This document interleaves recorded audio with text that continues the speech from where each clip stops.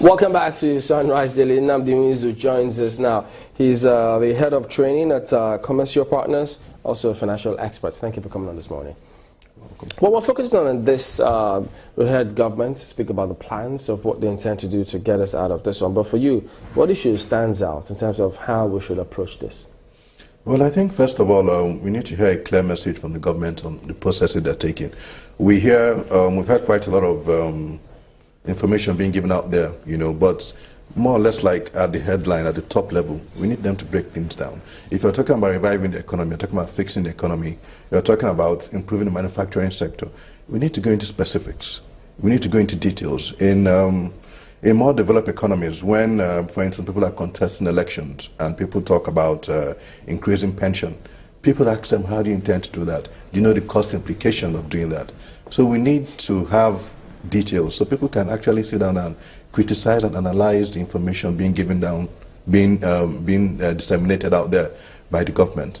So and on the manufacturing side, I think one big thing that you need to do, in my opinion, is to fix power.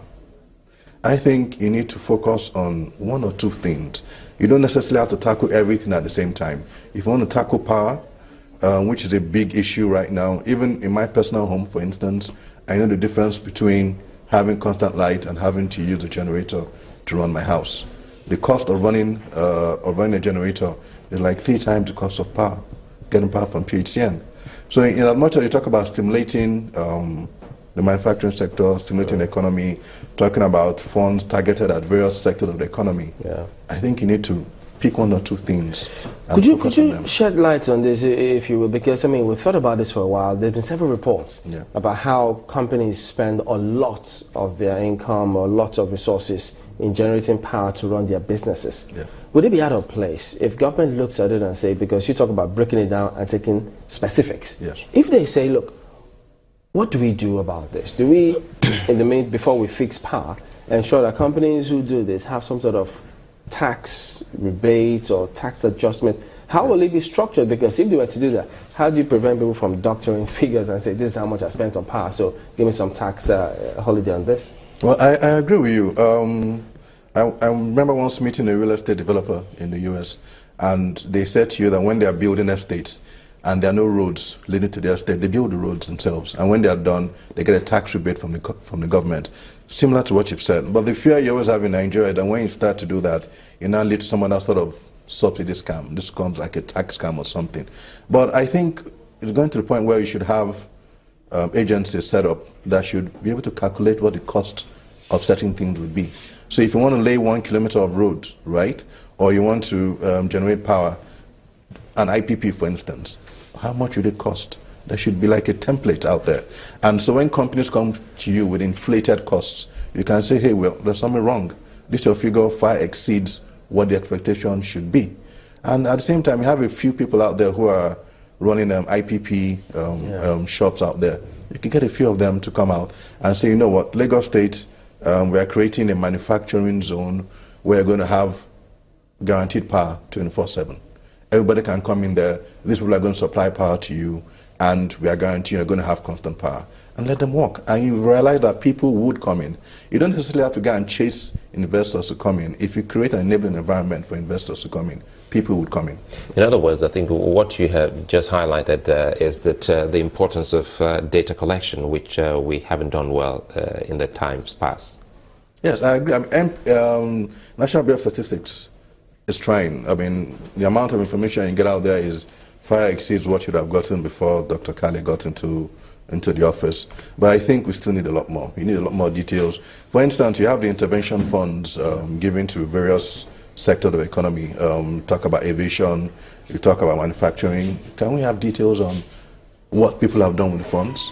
How have those sectors grown after the funds were given to them, after the funds were disbursed? What has happened? So you encourage people to also go and apply for them. So you have the same thing with agriculture.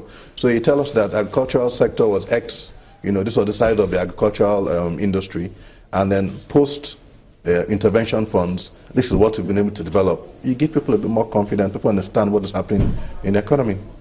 Let's bring Mark Wayne, she's got a question. Mark Wayne? Well, it's a good thing that you're talking about impact, which is one of the questions that we put to the development finance advisor to the CBN governor, you know, measuring impact of this interventionist fund. But from your own assessment, how impactful would you say that the interventionist agencies of the federal government has been or have been? Well, same thing. Without the data, it's a bit difficult to measure it. But I mean, listening to what the government has said, we've seen them talk about rice production increasing.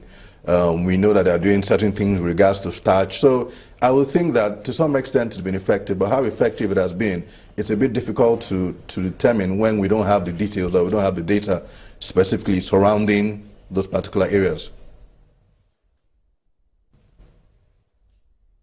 Can we talk to when you talk to, say, for instance, the Manufacturers Association of Nigeria or the chambers of commerce that we have around, can we rely on some of the information that they reel out, you know, as some amount of measurement for the success or otherwise of these interventionist agencies?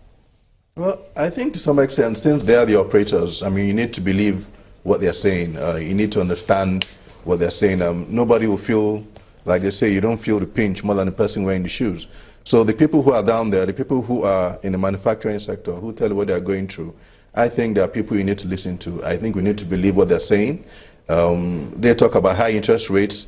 I think we need to address that, even though I still think that it's not just about interest rates. To some extent, interest rate helps.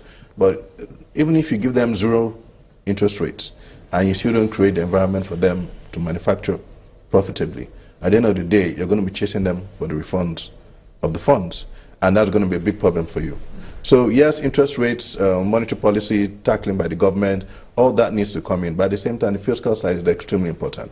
Give them good roads, give them electricity, focus on 2 or 3 things in the next 2 or 3 years of the government. We've had 1 year of APC in power, and they have 3 years to go. You don't have to tackle everything. Sit down with these people, listen to them, understand what their needs are, what can really help them improve, and then tackle 2 or 3 of them. And I can assure you that you most probably see a huge change in the output. Yeah.